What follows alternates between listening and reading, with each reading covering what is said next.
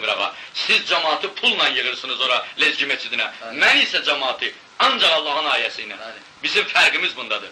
Siz bütün Bakıda yığırsınız o qədər adamı. Mən isə müxalif qüvvələrin içərisində yığıram. Buna mənə Allah kömək edir. Ona görə də şaşmayın.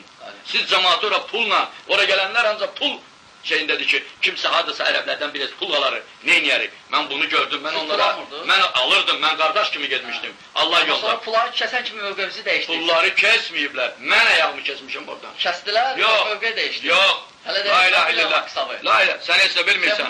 Gəldik, la ilahe illallah. Bu haqsava girməyəm, cavab bilməsinlər, yaxşı. Estağfurullah, heç bilməsinlər, gizlin deyil. İndi mən cavab verim. Bu işin içində, Yusuf da var, Yalçın da var, sonra orada başqası da var.